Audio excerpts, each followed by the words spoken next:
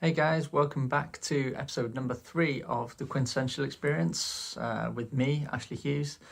And today's episode is all about you.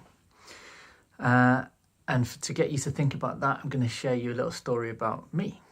So about 2 years ago, I decided that I needed to gain some academic recognition that would complement the years of practical knowledge, experience and evidence that I've gained in my journey thus far.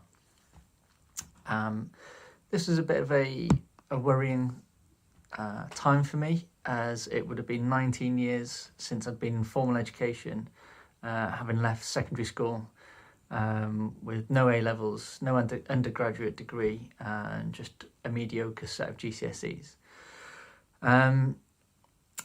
And reflecting on my time back at school, I'd learnt that if I'm not passionate about a subject, then I don't put any effort in.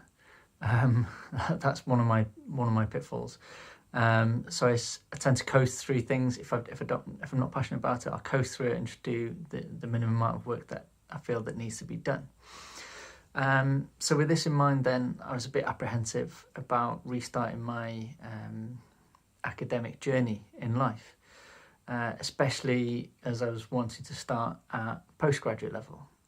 And basically kept thinking, would I be clever enough to complete the course, or would I reinforce the long-held belief that I just wasn't clever enough?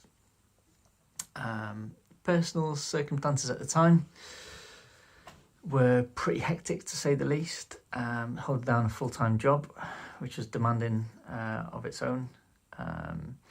Each 30 credit module that I was going to do was going to take 6 months to complete, and I was going to have to fit this in between my work life, my family life, and also some me time. So therefore time became a very precious commodity, and I soon learned to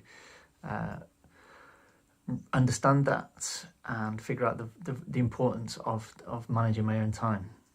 And so this inquiry led me onto a little bit of a guided discovery into what schedule would work for me. Personally, I like to be up and early, or I like to be awake when everyone else is asleep, whether that be early in the morning or late at night. So for the next couple of years, I decided to get into a schedule of waking up at 5:30 every morning, doing a couple of hours of study between 5:30 and sort of 9 o'clock, when the rest of the world would wake up and start to erode my time. I was adamant that this endeavour into sort of academic recognition wouldn't take up any of my family time or wouldn't impact my family. So I'd continue my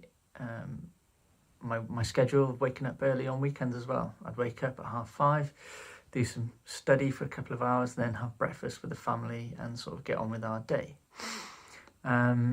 I really enjoyed this. I got into a really good routine, and I learnt that I was getting a lot done within the 24 hours that I had available to me.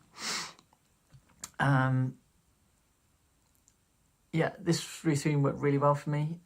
Finished my second year of study, a little bit of a gap now between finishing my second year and starting my third year.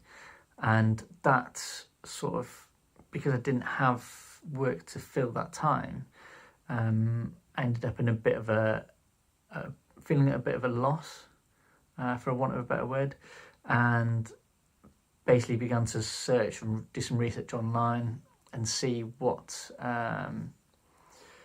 find out different routines and what interested me, and see what compared with my own interests. And basically I wanted some more data to prepare for my final year.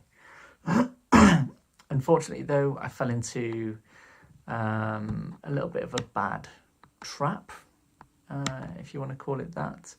There's an abundance of subjective material online these days.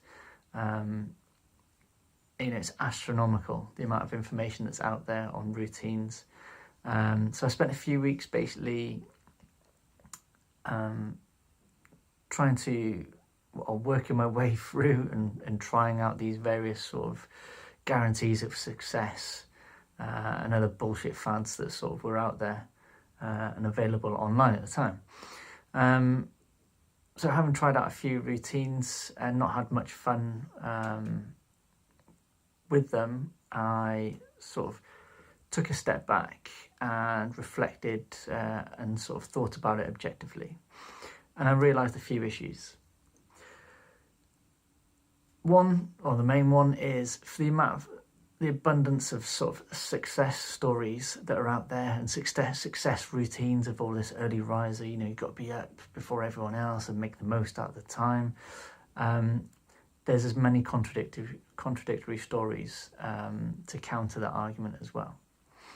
And basically I realised it's not important how early or how late you stay, get up, or whatever, you know, your 5-step guaranteed success, you know, must not change routine is.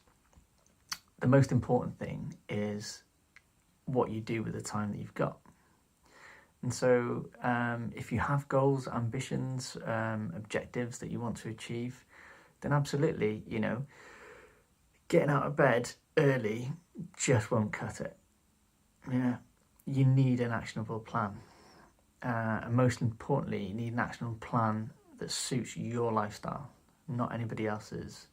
And sort of that was my main learning from looking into all this stuff that's available online, is that what is right for one person may not necessarily be right for another person. Yeah, so if you don't have an actionable plan that suits your own lifestyle, then it'll become a pain in the arse. You won't want to do it, you won't enjoy it, and it'll be easy to quit. You know, in the end of the day, life's for living. You've got to enjoy it for what you can, you know, and get the most out of it.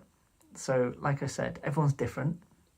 You're an individual, and only you know what is the right routine and truly best for yourself. So I would implore you, rather than wasting your time researching all of the stuff that works for everyone else in the world, make the time to learn about yourself and what works for you. Because I truly believe that self-awareness is fundamental to your success. And the better that you know and understand yourself, the better decisions that you can make to guarantee your own success and make the best use of your own time and improve your situation. So take the time to learn about you and then just be you. Good luck. Hope you enjoyed it.